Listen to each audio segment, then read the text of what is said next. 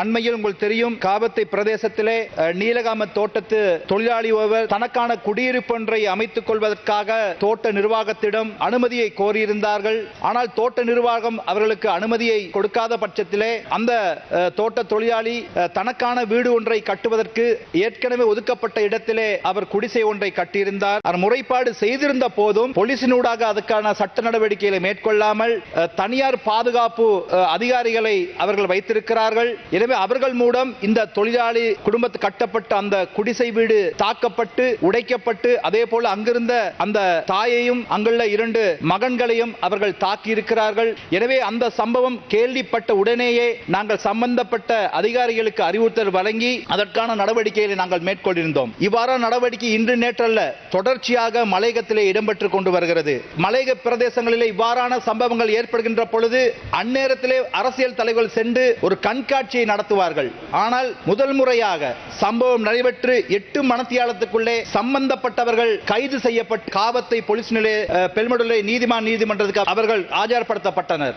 அந்த தாக்குதலுக்கு எதிராக தற்பொழுது விசாரணைகளை நாங்கள் ஆரம்பித்திருக்கிறோம். எனவே எங்களுடைய தேசிய மக்கள் சக்தி அரசாங்கத்திலே மலையக மக்கள் பாதுகாக்கப்படுவார்கள். அவர்களுடைய உரிமைகள் நிச்சயமாக அவர்களுக்கு உரிமை வழங்கப்படும்.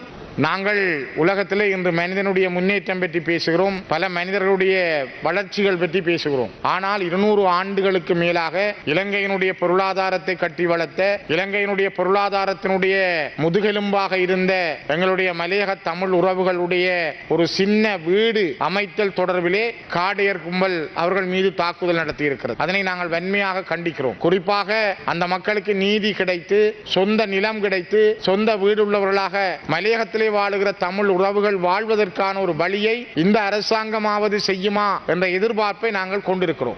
மிக தெளிவாக உள்ளது. இந்த நாட்டினுடைய பொருளாதாரம் ஸ்திரமாக உள்ளது. இந்த நாட்டினுடைய இனவாத பிரச்சனைகள் இன்று இல்லை. இந்த நாட்டுக்கு ஒரு தேசிய முறையில் ஒரு திட்டம் உள்ளது. அது கிராமப்புறம் வரையும் 5 வருட கால திட்டம். அதை செயற்படுத்த பிரஜா சக்தி ஒரு நிர்வாகம், மக்களை பாதுகாப்பதற்கு இன்று வேறொரு திட்டம், போதைப் பொருளுக்கான ஒரு வேறொரு திட்டம் என்று பல துறையிலும் திட்டமிட்டு இந்த அரசாங்கத்துடைய பயணம் தெளிவாக செல்கின்றது. எனவே யாருக்கும், இந்த எதிர்க்கட்சி உள்ள யாருக்கும் விரல் நீட்ட முடியாது. இந்த அரசாங்கம் ஊழலோடு தொடர்புள்ளது.